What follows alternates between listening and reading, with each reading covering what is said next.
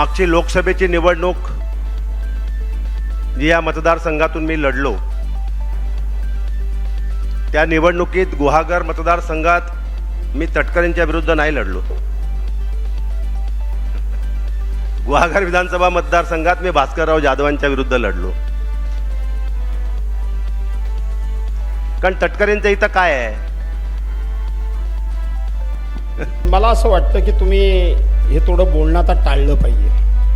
याचं कारण असं, तुमचे हे जे खाली चेले चपाटे आहेत ते वेगळ्या अर्थानं प्रचार करतायत. काल आत्ता माझ्या समोर सुद्धा 2 वक्त्यांनी सांगितलं की भास्कर शेठ गीतेंच्या विरोधात होते. मी कोणी विरोधात?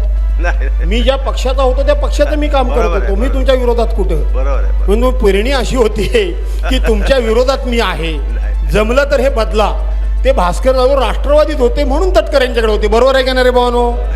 मी पक्षात राहून कधीही गद्दारी केलेली नाही, की ज्याचा अनुभव मी चिपळूणमध्ये घेतलाय निष्ठावंतांचा.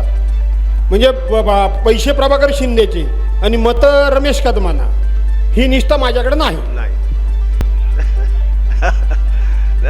आणि म्हणून आता या वेळेला तटकरेंचं इथं काही नाही आहे. होतं का काही? सांगा ना मला, तटकरेंचं काय आहे का? कालही नव्हतं, आजही नाही. कालही नव्हतं, आजही नाही आहे. लक्षात आलं? आणि आता जमेची बाजू अशी आहे की भास्करराव आणि आनंद गीते आम्ही एक आहोत. बरोबर आहे? बरोबर ना? बरोबर आहे की नाही? आता भास्करराव आणि आनंद गीते आम्ही एक आहोत. आणि त्यामुळे या मतदारसंघामध्ये तसं पाहायला आपल्याला प्रतिस्पर्धी कोणी राहिलाच नाहीये. टाइम्स डिजिटलला लाईक करा, सबस्क्राईब करा, शेअर करा आणि बेल आयकॉन दाबायला विसरू नका. पाहत राहा टाइम्स डिजिटल.